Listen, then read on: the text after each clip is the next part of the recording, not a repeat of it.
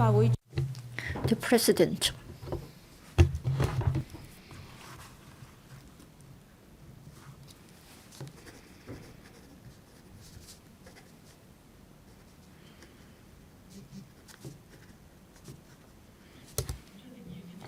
Mr. Lam Chatting, what is your point of order?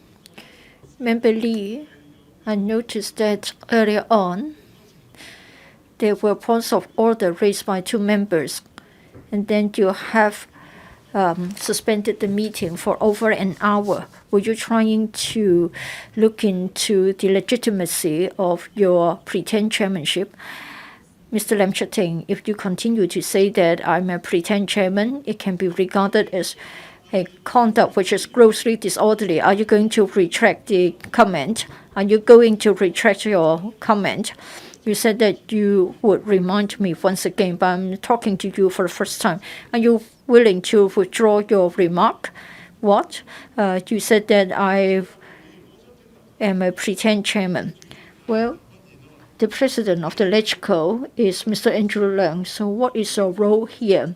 Mr. Lam Chatting, I clearly pointed out to you what's involved, and I asked a question clearly. If you don't reply, then you will be conduct which is grossly disorderly. What do you mean? You mean when I say that you are a pretend chairman, then it is grossly disorderly conduct? Were you about that? This is a ruling of the president. If you don't, then I have to ask you to leave. What? You know clearly, if you don't withdraw your remark, I have to ask you to leave. All right? Stay with them. Stay ready. I am withdrawing. I'm withdrawing. You haven't heard me yet. I'm now withdrawing the remark that you are a pretend chairman. I'm withdrawing this remark. Stay ready. But in fact, you are not going to take up this seat because you haven't got the right title. Yesterday, time and again, some members said that you doubt the legitimacy of my role as the deputy chairman. But then such are not points of order. If you try to use this as an opportunity to state your position, it is meaningless. Please respect the meeting. Don't use points of order to state your position. I think citizens know what it's all about, the chairman election of the HC. So please respect the meeting. And just now, I watched the recording, and I took the matter seriously. Andrew Wen, this is my ruling. It is offensive for you to use the word cheap or base to describe Mr. Jonas Ho. Are you going to withdraw the remark? Well, to be frank, just now there was a quarrel. I have already said that it's a matter of whether it is, I use the Chinese word in the meaning that is cheap. Well, if you care to read the classics, the Chinese classics, you know that we're supposed to have order in a sort of a Chinese society. We used to say that whoever provokes a quarrel is despicable. Are you going to withdraw your remark? Yes, I'm going to stay away from using such a term so as not to hurt his feelings. Members, please have mutual respect when you speak. When you speak, please watch your language, because everybody has the duty to keep up the decorum. Mr. Ted Hui, he also said whether you refer to the term nonsense is not parliamentary. As I have said, if it is regarded as offensive or insulting, and if you want me to make a ruling, you should have raised the point on the spot. And therefore, I'm going to adhere to the previous practice. That is, I am not going to deal with your point of order. Mr. Lam Chatting, point of order? You said that you have to do so on the spot. But if somebody insults me, but I'm not present, I became aware of it, I have to come downstairs, and it takes me a few minutes. Can I still raise the point? You're supposed to be here attending the meeting. If you choose not to attend the meeting, Severally, if that is the case, does it mean that when a member is absent, say if Martin Liu is absent, I can have endless insults against him? Is that the way to do it? Yes, your point of order. Stability. Andrew Wen gave a clear explanation. He said that he was referring to him being cheap. So, Junius Hong, did you ever accuse the Pandems for being cheap? Mr. Ray Chan, it isn't a point of order. I've ruled on it. There's no need for a further debate. Please take your seat. Ted Hui, what other points of order are you raising? You are a pseudo-chairman. You said that it is insulting if it comes from that camp. You talk about being a pseudo-chairman. Give you the last chance. I'm going to withdraw it. Please tell us where is your red line. Give me a list so that I can avoid touching your weak spot. I'm going to withdraw. Yes, I'm withdrawing it. Take your seat. Mr. Andrew Wen, please continue. What is your point of order? Just now you made use of the point of order occasion to express your views and your political stance. Fake chairman, please be fair. Please stop speaking. Mr. Andrew Wen, are you going to continue? Ms. Lee, I'm going to continue. Well, I think we hit the weak spot.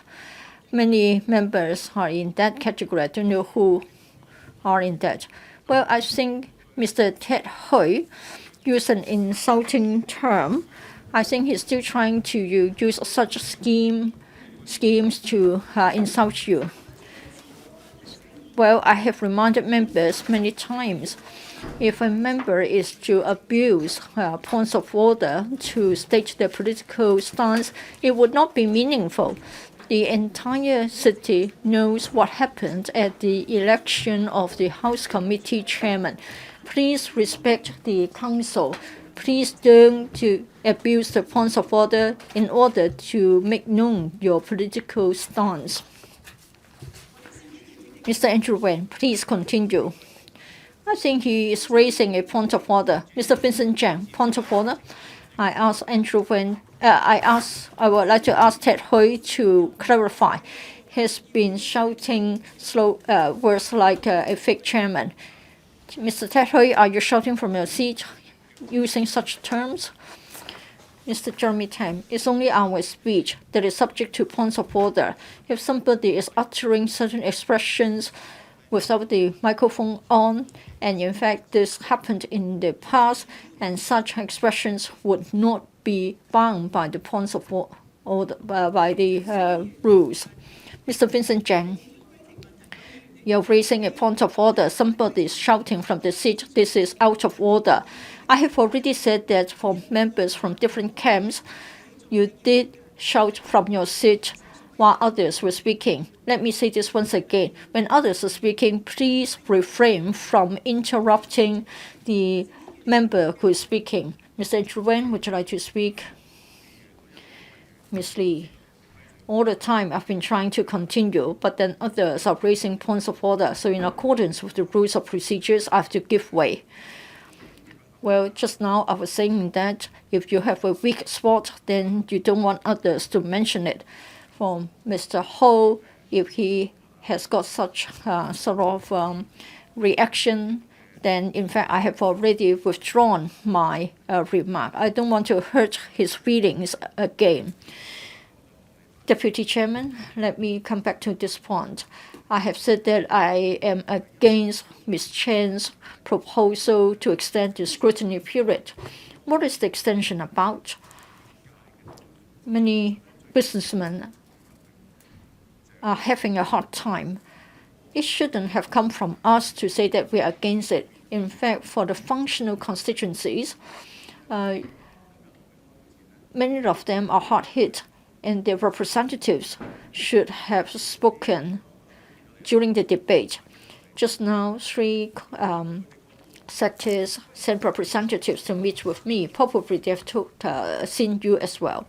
Now they're saying that the government must have gone out of its mind, because it seems that the government has got very confusing yardsticks. I've said that, yes, on the one hand, the outbreak has eased, and for many days we didn't have a new local case. So it is said that, and in fact, we have found that the restrictions have been eased for certain businesses, but not across the board. But in fact, those who don't get an easing of the restriction has a lower risk.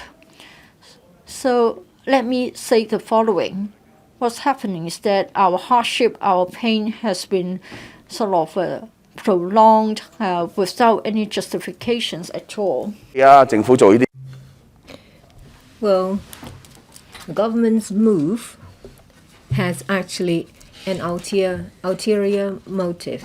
Borrowing Mr. Julius Ho's words, they are not stupid, so they do everything for a reason. This is a gesture to suppress views politically. I oppose to that. My fellow colleague from the Democratic Party, Mr. Ted Hui, has obtained an approval from the President that in relation to one of the subsidiary legislations, namely Prevention and Control of Disease Prohibition on Group Gathering Regulation, is to be repealed. As I intend to support my colleague, I have to oppose to the extension so that my colleague will have a chance to speak. This is a showdown.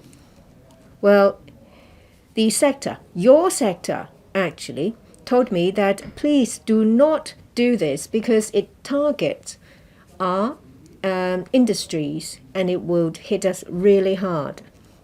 Just now, a lot of people from the loyalists said that it is meaningless. Just go through with the voting. That's not right. I have to give you a chance to speak, to say whether you oppose or support it.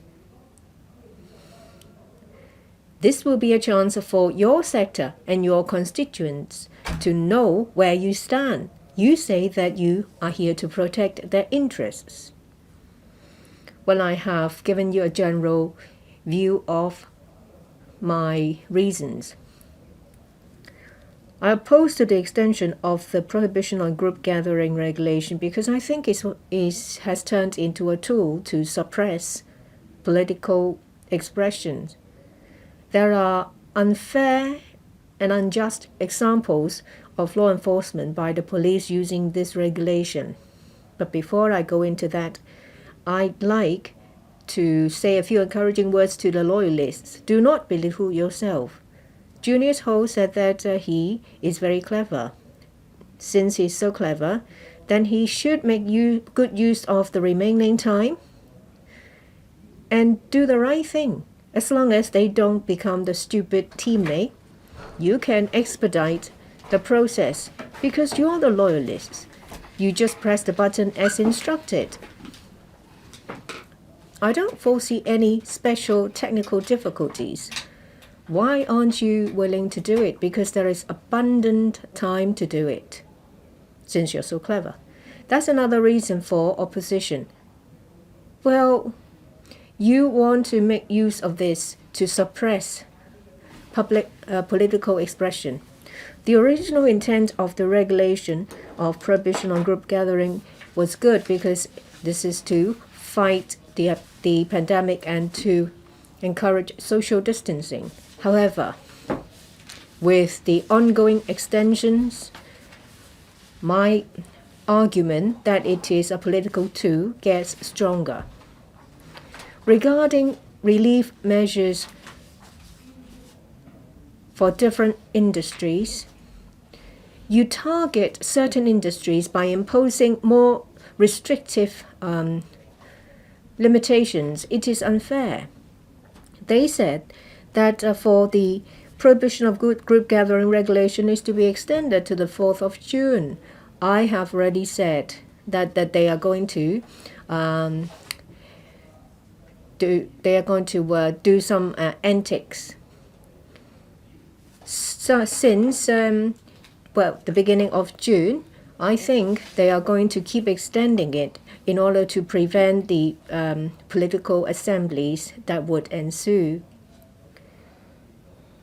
There are two sets of standards, double standards, in the law enforcement. I do envy the pro-establishment because they enjoy a lot of privileges. Previously, there was the FTU that made an application. They are indeed very witty. Well, the FTU did not set the scene for others to take advantage of them, unlike Mr. Junius Ho.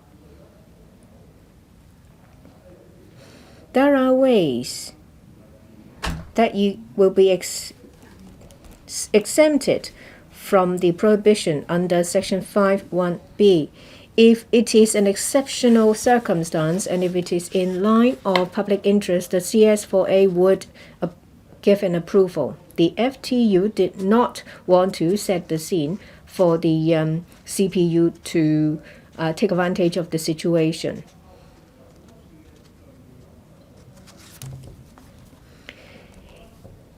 In subsequent protests, I have personal experience. The Liberal parties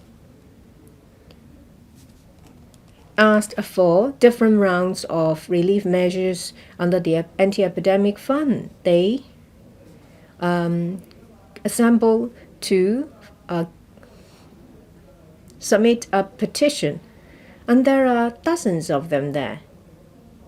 It's part of our duty to submit petitions to the administration. It's part of our work, and it should be exempted. But they have been let off while we are not. There were more than 4 people at that time. I criticized the police for being biased. They are allowed to do this. Well, we were not allowed to do it, but the next assembly was allowed. Also, on the same day, there were a number of assemblies, rallies, protests, marches that support the police. They were all let off, but when it comes to the anti-government groups, they only gather to distribute masks to the public. Then the police took action. However, when it comes to pro-government groups that distribute the masks, they were allowed to do so. It's blatantly obvious. There are dozens of standards depending on who you are. But for the Pan-Democrats, there is only one standard. You will be oppressed. We've opposed to the extension. We won't allow that special privilege to exist. I support Ted Hui. This should be repealed immediately. According to the administration's words, the epidemic has somewhat softened. Well, I say that the suppression of protests is blatant. That is not done without any argument. In the coming June 4th vigil and the march, they were not approved. Well, the lawyer, Mr. Ho, should wait till his chance to speak now. I think they are really stupid and thick because they have extended the prohibition order till the 4th of June to tell everyone that that is their purpose. Previously, Chris Tang came out to explain, saying that the original intent of the prohibition order is to ensure social distancing. Police officers would only issue a penalty ticket after repeated warnings, and they will be unbiased and impartial. Let me give you some examples. The first one is something that we have seen. It's one of the Democratic Party members. On the 31st of March, Mr. Chan went to Prince Edward NTR station. He was given a penalty ticket. He said that he appeared at the scene. One of the alleged offenses, was the contravention of the group gathering prohibition. But there must be more than 4 people.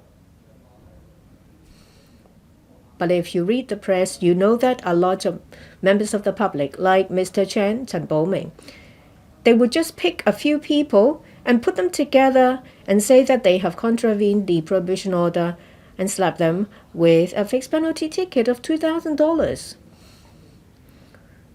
I have a very strong justification to oppose to Ms. Chan's motion.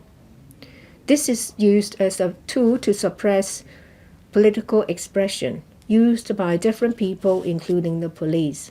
This is a draconian law. That was this person with a nickname. I don't want to say that nickname, although it's called Sek Fong Yao. It's called Big Something Man. He brought along a big group of people to support the police. It's not his first time. Or he would bring a large group of people. Well, as you know that there has been a group of veterans who are known for being mild in their political stance. They were arrested. There were some people who support the police. They would approach the group of arrestees and they would be drumming up their support for the police. There are also other examples as well, some old and new ones, but I don't have enough time. My last point is that I support Mr. Ted Hoi's motion because of the reason I have already outlined. There are flaws in the operation, it's a wrong motive, and there are double standards. I find that unacceptable. I so submit. Mr. Tommy Joe. And Democrats have been saying this and that about loyalists. I did not hear anything about civil party members going to a bar. And the bar was being prosecuted amongst the troubles they were in. Please do not speak from your seat, Mr. Andrew Wen. If members continue to speak from their seat, despite my warning, I would rule that to be grossly disorderly conduct.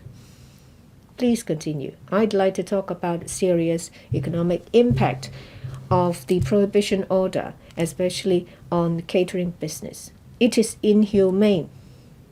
We've been fighting to survive for several months. We have cooperated with the administration. Mr. Cheung, let me remind you, this is not a debate on the prohibition on group gathering regulation. This is about whether to extend the scrutiny period. Come back to the point. If you want to speak in detail, you can do so in a panel meeting. I'm outlining the background and then I will explain whether I support the extension or not. We're talking about LN 31 to 33 is about 599F.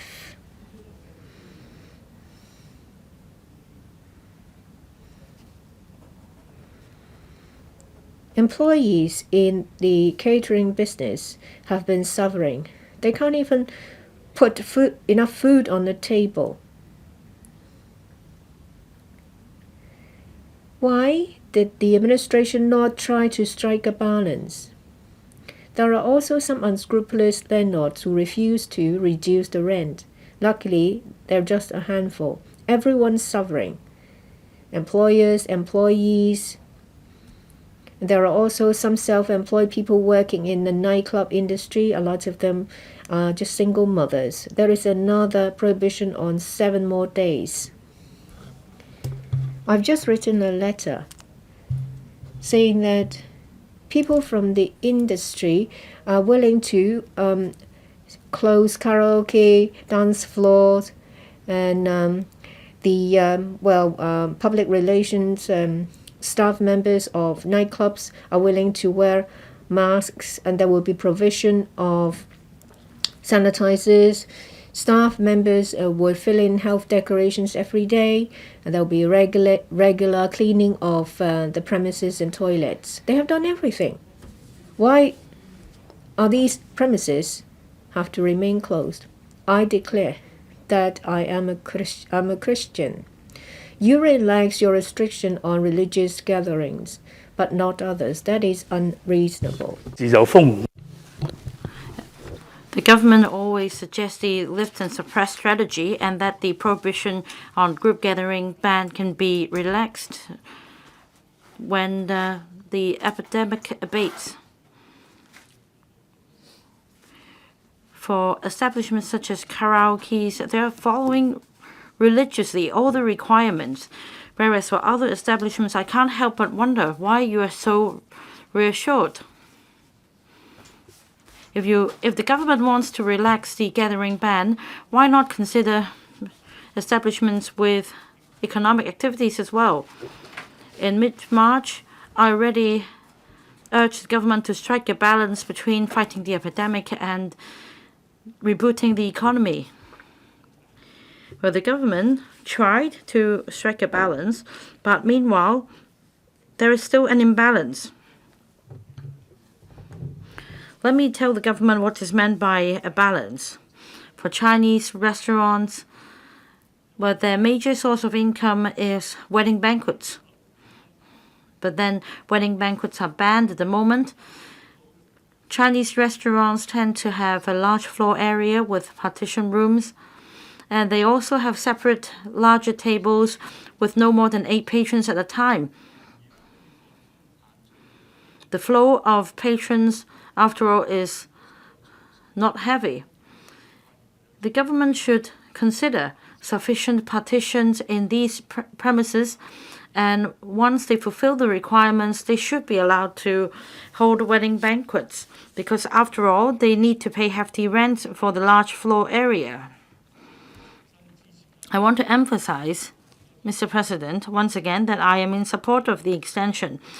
Despite the many grievances coming from my sector, I support the group gathering ban because our industry has joined hands with the government in combating the epidemic. We have been very vigilant, unlike some other countries in the world. Their efforts came too late. However, I emphasize that there should be a proper balance. Well, I've often asked the Financial Secretary to be here because in terms of the anti-epidemic measures, the Financial Secretary should be here to strike a balance, to look after the interests of the business sector as well. Mr. President, I support the extending the scrutiny period of the prohibition on group gathering regulation, but it comes with a condition. In the third round of the anti-epidemic fund, nightclubs, karaokes, and establishments alike that are forced to close down for the moment should be allowed to operate because they have larger floor areas, they have good partition rooms. For karaoke establishments, in fact, they have very good hygiene. They have mic covers.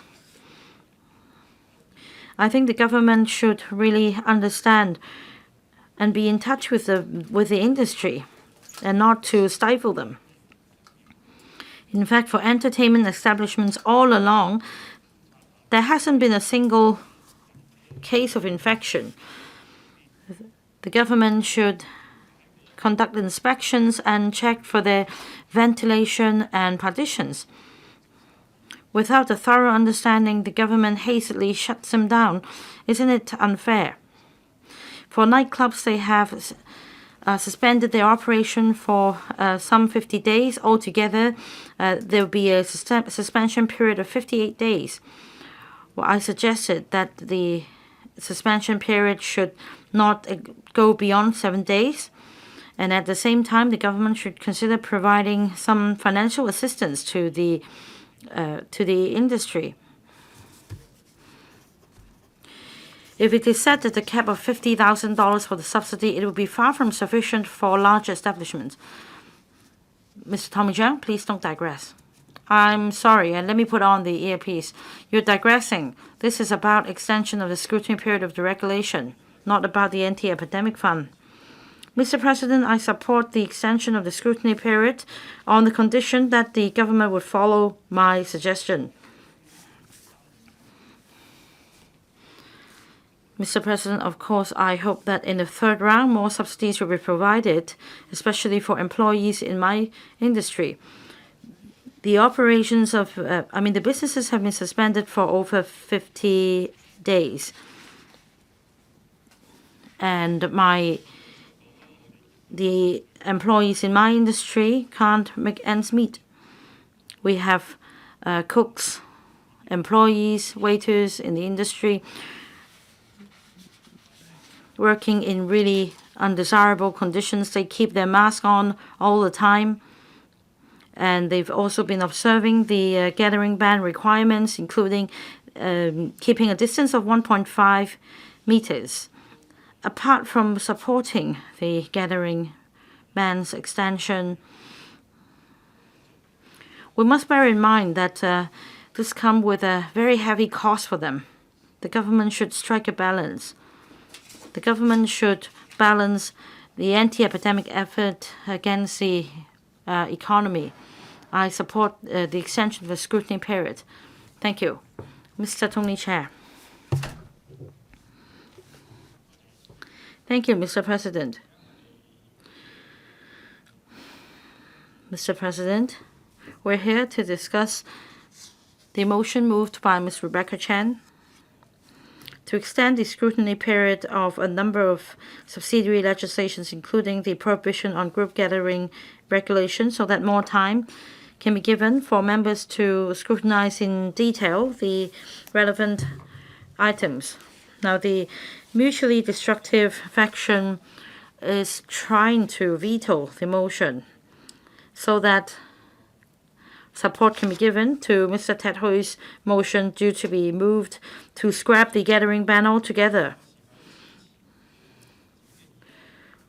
So as I explained whether I should support the motion to extend the scrutiny period, I need to at the same time refresh our memories on the background and the details of the prohibition on group gathering regulation, and also what could happen if it is scrapped. In early March, COVID-19 epidemic in Hong Kong once abated, with a gradual decline in number of confirmed cases. For 2 consecutive days, 0 case had been recorded. But with the major outbreak in European and Western countries, and also imported cases and the surge of these imported cases from the US and the UK,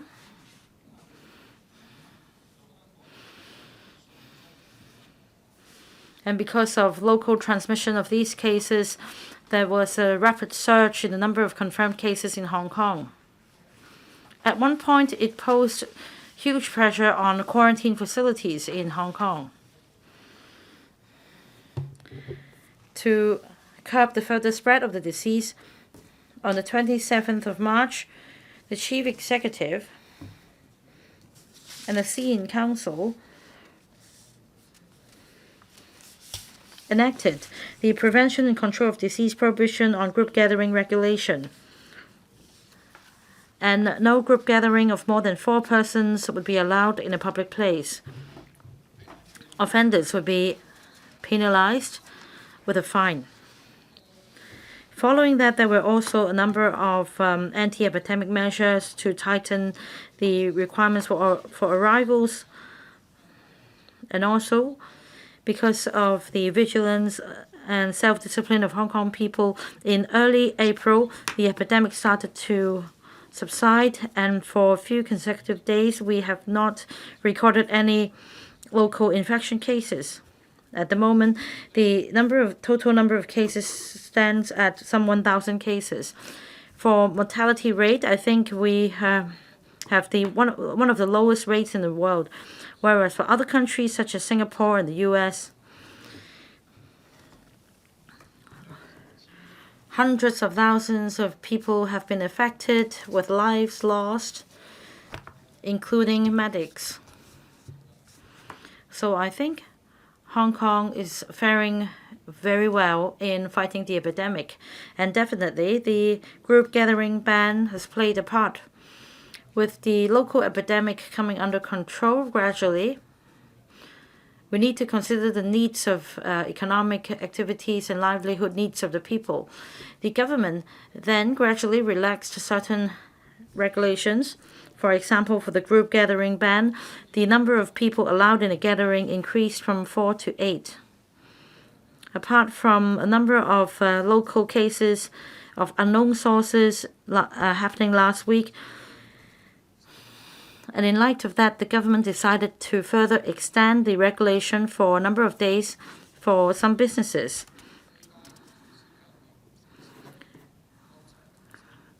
But if we take a look at what happened in Europe and Western countries, because of the lift in these bans, there was a rapid surge in the number of confirmed cases again. I think the government here is putting people's lives first. Inevitably, it may have a negative impact on businesses and people's livelihood. Well, Mr. Ted Hui at this moment has moved a motion to scrap the group gathering ban. I thought I heard it wrong, because Mr. Hui shocked me when I heard about his snatching of the mobile phone from a female employee. The U.S. President Donald Trump, in order to salvage votes for his upcoming presidential election, openly spoke against the lockdown and stay-at-home orders. In the end, he was heavily criticized by the medical profession around the world. I don't know whether Mr. Ted Hui's motion is an echo to Donald Trump's comments.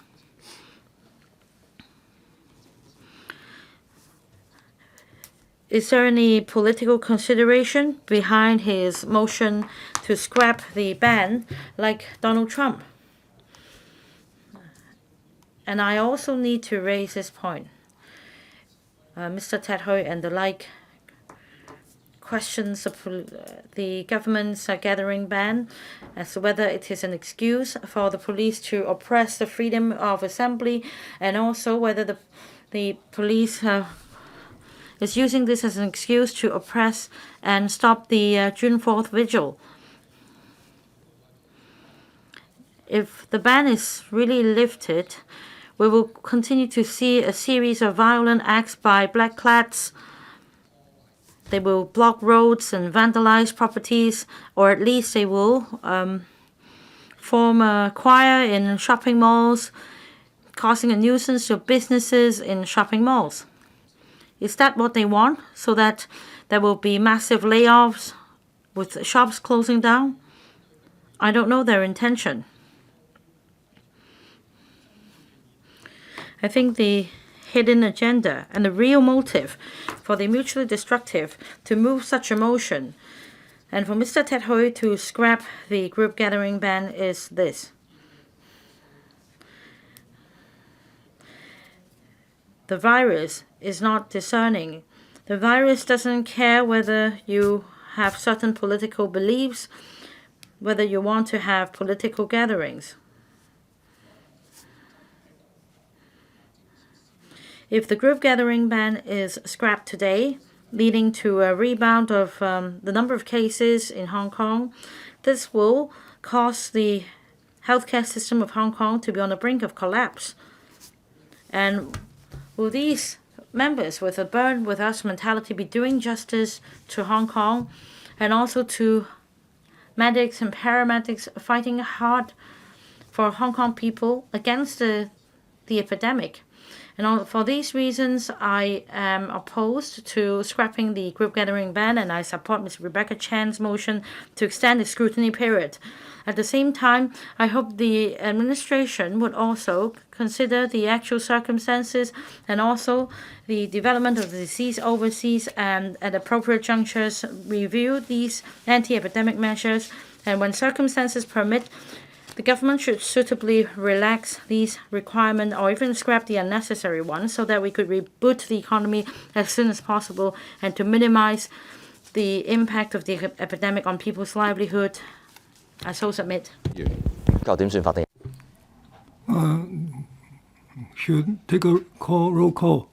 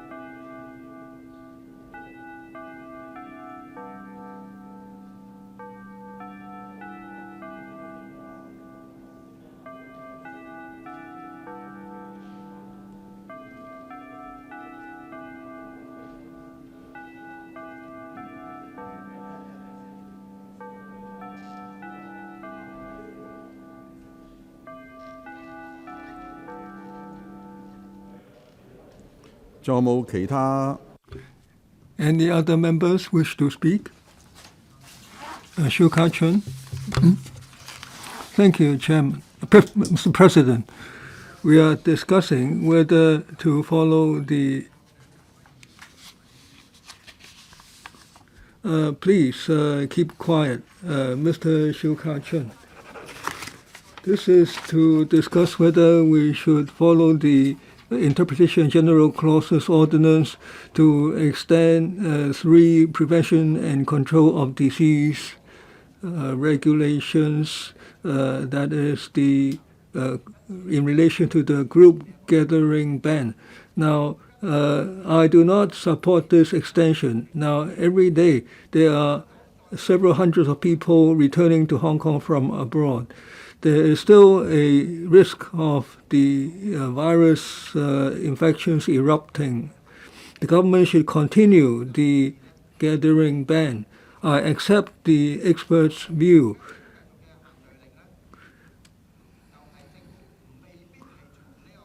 Now, the government may not be taking the perspective of public health, but has other political considerations.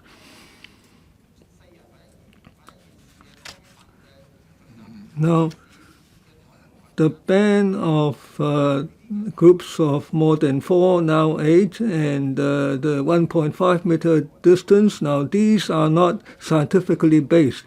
These are not just my personal views, these are also the experts' views. Dr. Leung Chi-chiu, an expert of the Medical Association, said that after the imposition of these restrictive measures,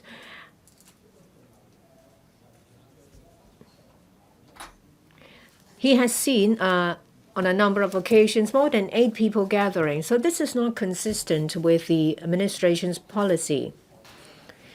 All the measures for the different sectors should be consistent. He doesn't understand why there is inconsistency. This seems to be self-contradictory, and that's the reason why I doubt this prohibition order. We have to admit that closing down the country, the city, curfew, as well as quarantine are happening all over the world. We have our own version in a form of a prohibition order. People who are anxious about the pandemic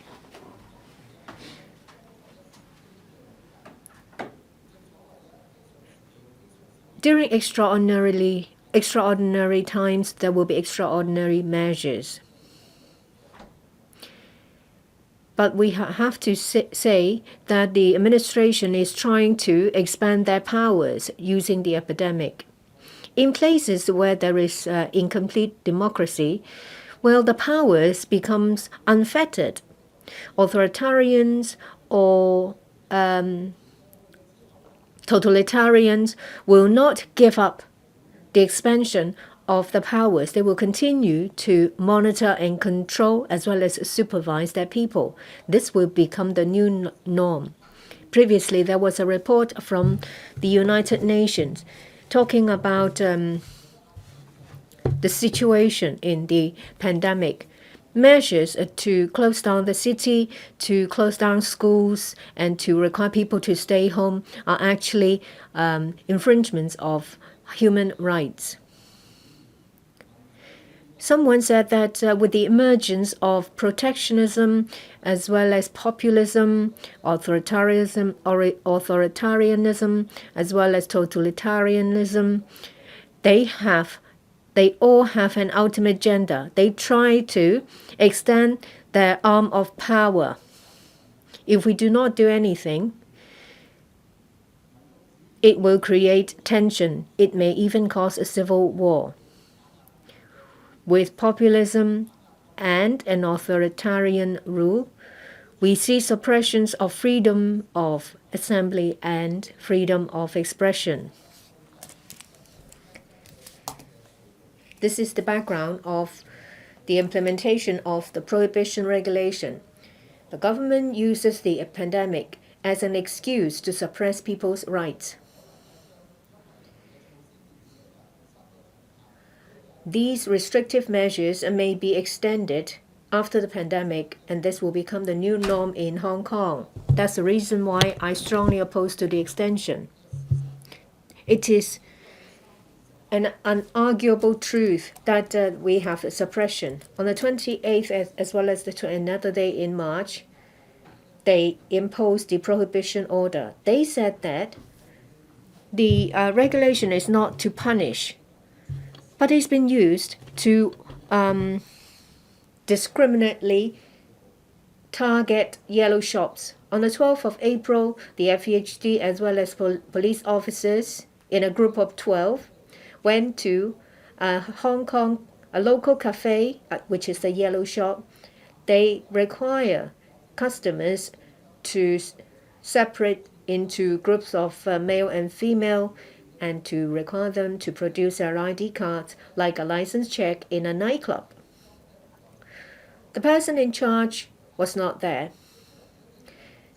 The person wanted to communicate with the police officers over the phone, but they refused to answer the call. They shouted at the staff members in the restaurant.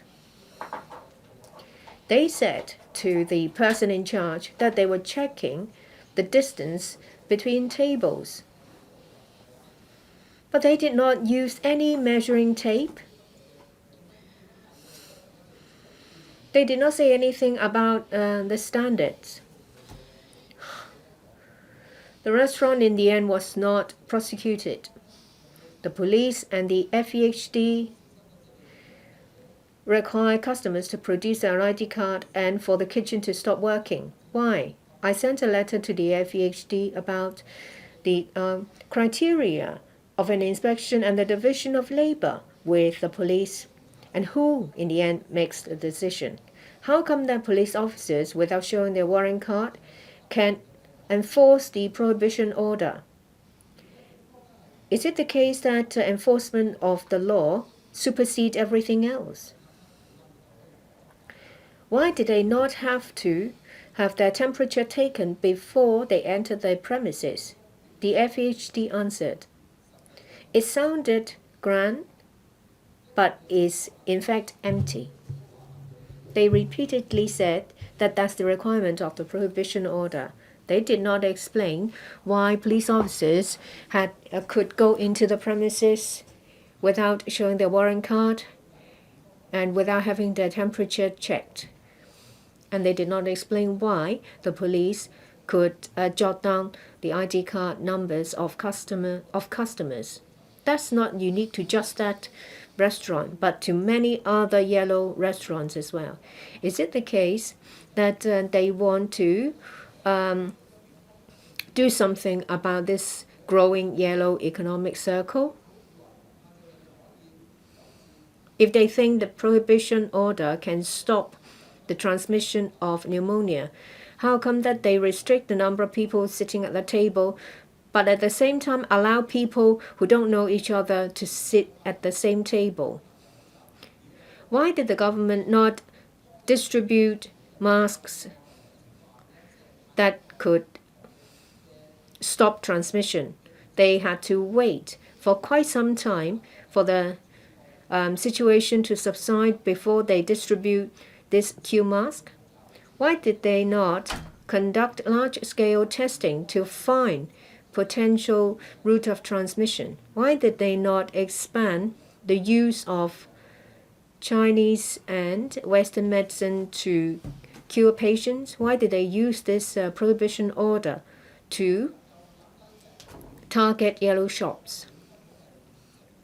It's doubtful whether this prohibition order can effectively stop transmission, because before the prohibition order was imposed, members of the public have used masks and they stay at home. They rely on themselves to save themselves. How effective is the prohibition order to fight the pandemic? We don't know, but we can clearly see that it has intensified police brutality. On the 20th of April, members of the public asked the administration to have an independent and unbiased inquiry into the incident on the 21st of July because they could see that the IPCC report will be empty. As it turns out, that the IPCC report said that there was no collusion between the police and gangsters on the 21st of July. It's been 10 months. I don't know if they will continue to use this prohibition order to fine and penalize members of the public. I'd like to talk about the occasion when the prohibition order was used in arbitrary arrest. That was a person who was walking their dogs alone. He was fined for 2,000 orders. He was alone. Even if you count that dog, it's just still one single person. How could he have possibly contravened the prohibition order? I can go on forever with these examples. There are also a group of 3. They are first aid personnel. They have been penalized as well. And there was another occasion when they have picked some other people and grouped them with someone else, although they don't know one another. They didn't know one another, and they've been fined. Isn't it the case that police power has been expanded?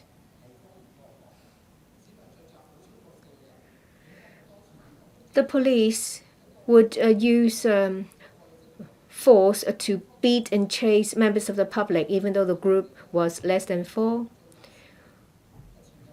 On the 19th of May, Mr. Lam Cheuk-ting and Mr. Junius Ho attended a RTHK program this week. More than 50 people gathered together to cheer Junius Ho. There were 50 of them. Under the prohibition order, it's limited to groups of 8. The police said that they are divided into groups of 8 and they all keep a distance of over 1.5 meters. It is quite common to see the administration moving the goalposts. Why should we give them reason to continue to use this unreasonable power? We can't even commemorate June 4th, but they allow religious gathering. But what about a religious gathering commemorating the death of June 4th? Would the law be changed?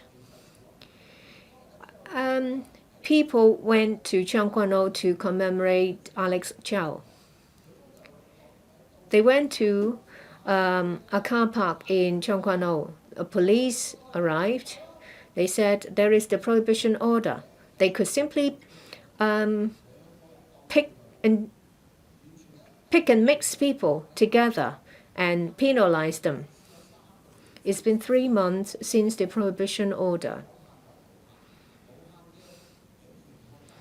There is unlimited police power, unlimited suppression of freedom. I will not support the extension of the prohibition order because the power is unfettered. The effectiveness is doubtful. What we can see is that police have abused their power. An organization applied for no objection to their assembly. The police opposed to it using the prohibition order. The CTU, who is the organizer, tried to do it the other way around. They set up an on-street counter. There were only 4 people there. Police officers turned up saying that they've been surrounded by over 100 people, so they have to enforce the prohibition order. There are many examples under which the police have used their power. I can continue for another 15 minutes listing out the examples. I will not support the extension because the extension will only allow the police to extend their police brutality and their unreasonable approach and the moving of goalposts. Once again, I say that I don't support the extension. The administration should repeal this prohibition order and give back freedom to the police. The prohibition order should not be used to fight the pandemic. Does any other member wish to speak? If not, I now call upon Ms. Rebecca Chan to reply. Then the debate will come to a close. Ms. Chan. I am the chairperson of the subcommittee. A dozen or so legislators over these 2 days spoke. I have to point out that they have used erroneous and distorted arguments. Senior legislators should know full well what is the definition of an extension of the scrutiny period. There are many subsidiary legislations that are subject to negative vetting. That means that the subsidiary legislation has come into effect. The administration has the power to enforce the law. Does it mean that legislators cannot amend the subsidiary legislation? We have 28 days after the subsidiary legislation has been laid to have a discussion in the subcommittee before we come back to the LegCo. We can move amendments on our own. We can also urge the government to move amendments. This is what LegCo members should do. Just now, a member from Civic Party with a legal professional background claimed that chair of the subcommittee already set aside the 26th as the next meeting date. Well, I urge members to do their homework. For LN 31, 32, and 32,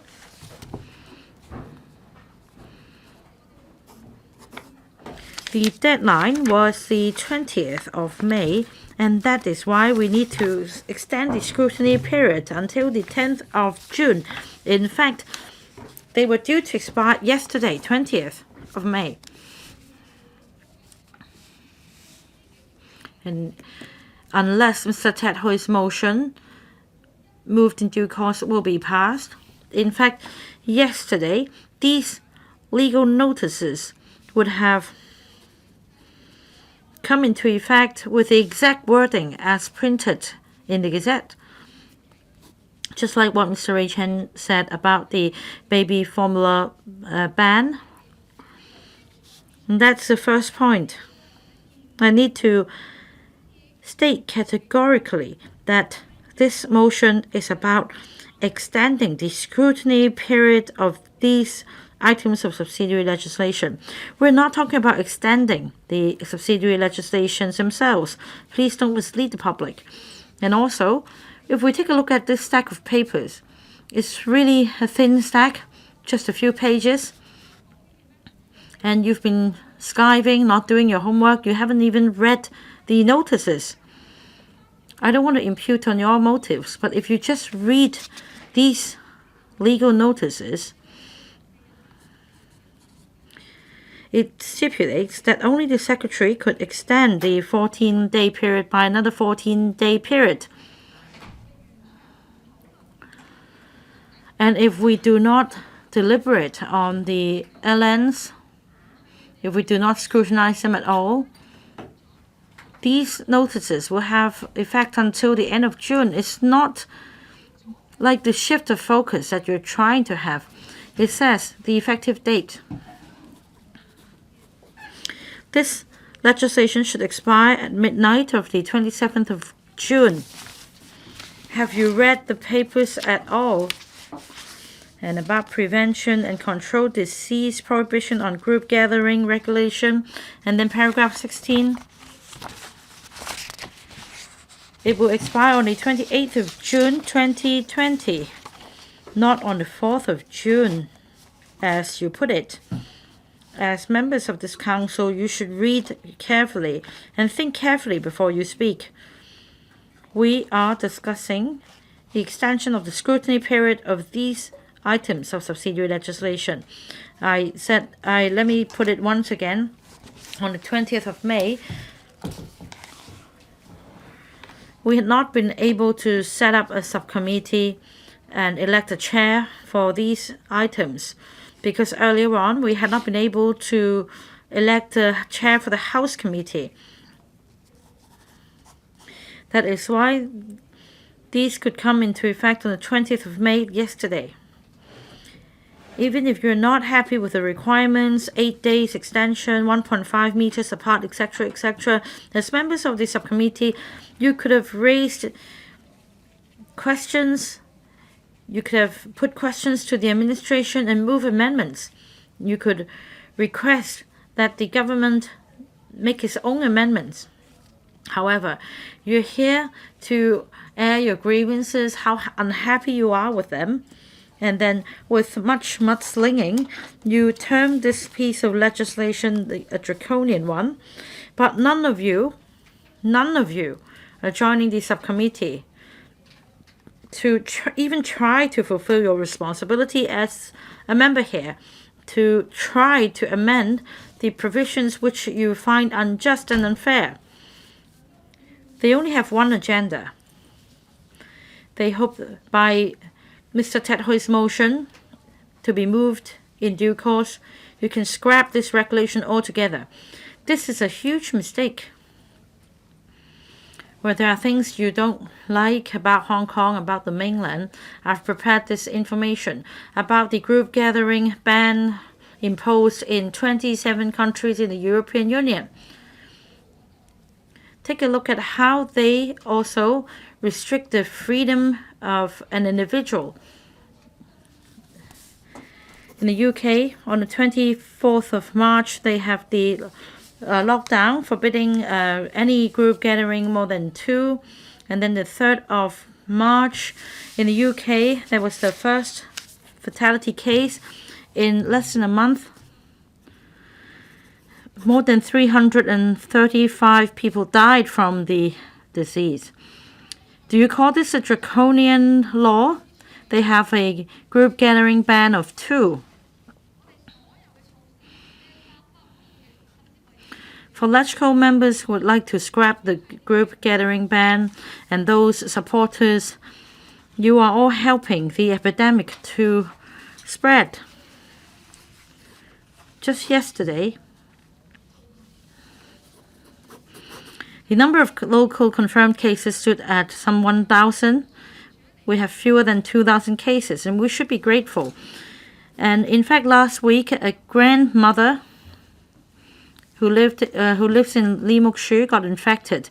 And in fact, according to yesterday's news, her condition worsened and she's been admitted to the ICU. And so far, we have not been able to find out the source of infection.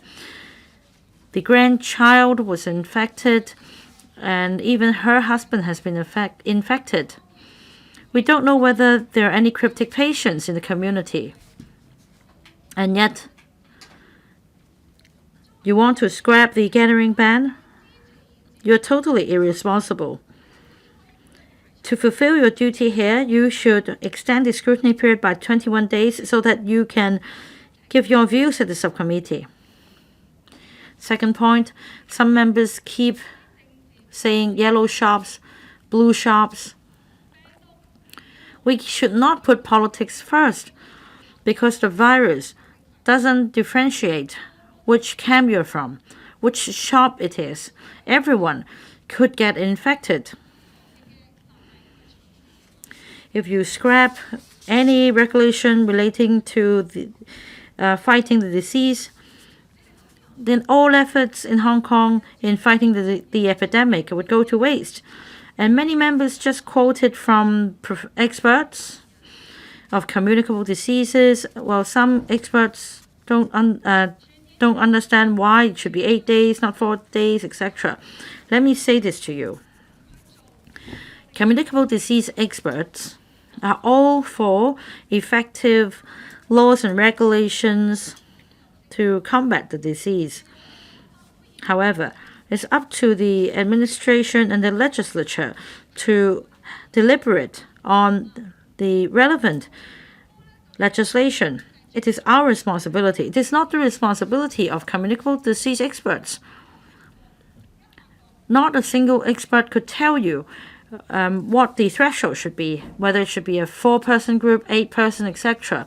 All they can tell you are how serious this virus is and that airborne transmission is rampant. And now the government has enacted this piece of legislation by negative vetting. It's our job to scrutinize the subsidiary legislation. If you're not happy with the details, you should join the subcommittee. You should discuss and then move your amendments, and you should move that political gatherings should be exempted as long as you have the support of the subcommittee. So why haven't you done that? So many members spoke today and yesterday. For what purpose? I don't think I need to tell you the answer. Is it really for fighting the epidemic? I remember during the by-election, some members kept saying the same thing, that people's livelihood should be put first. When it comes to prevention and control of disease, it should not be politicized. How do you call it a draconian law? I can only say that the coronavirus is draconian. Well, you haven't done your homework, but let me tell you. 4.99 million people in the world have been infected with the virus. Hong Kong is a blessed place. You can say that we're vigilant, we have self-discipline because of the SARS experience. Let's not forget that we had a double-digit percentage infection at one point. In fact, many of the imported cases are people not from the mainland. They're rather from UK and the US because of the passive approach that they take in preventing the spread of the disease. Whereas in Hong Kong, we introduced the group gathering ban in a timely manner. And that is one of the reasons why we do not have a very bad situation. Now let me give you some more figures. It's not subjective. We have some 1,000 cases in Hong Kong.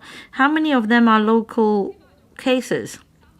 Go do your homework. 300 cases.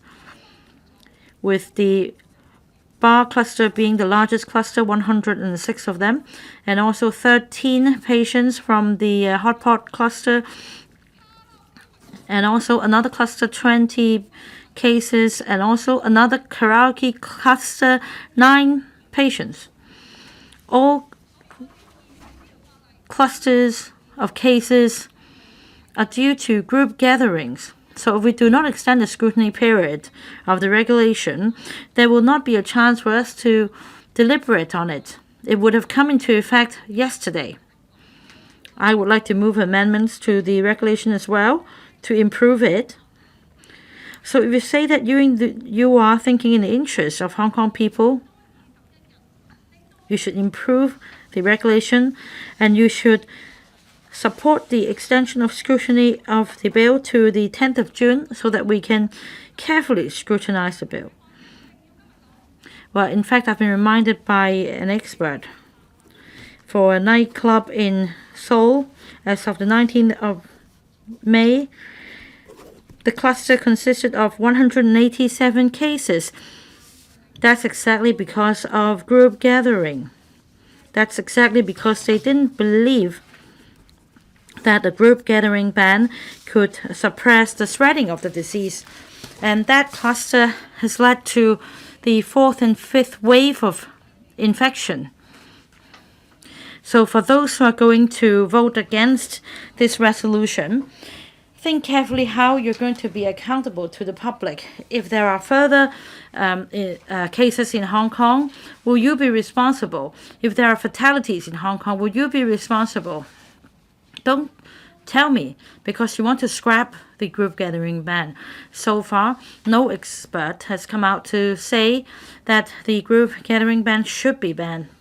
It's arbitrary. Please don't put politics first.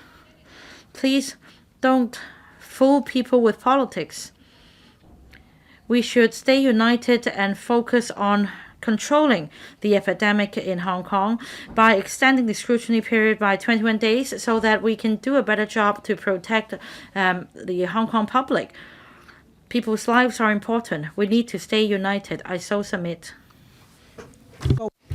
I now put the question to you that Chan Hoi-yan's motion be passed. Will those in favor please raise their hands? Who claims the division? The division bell shall ring.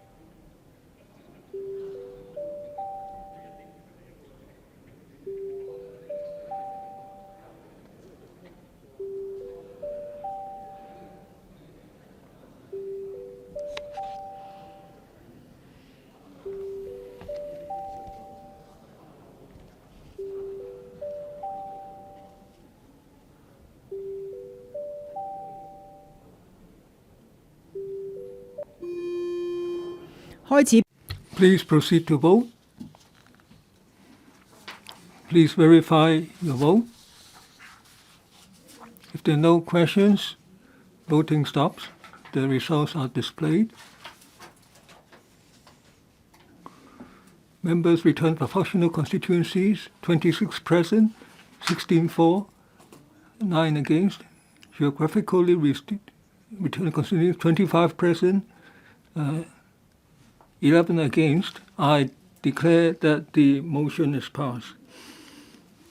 Members have already been informed that as this motion on extension has been passed, including the scrutiny period of the prevention and control of disease prohibition of group gathering regulation since it's passed, Mr. Hui Chi-fung has withdrawn the notice for moving his proposed resolution to repeal the regulation. Thus, this Council will not deal with the agenda item on his proposed resolution to repeal the subsidiary legislation. Third motion, to extend the period for amending the 5 items of subsidiary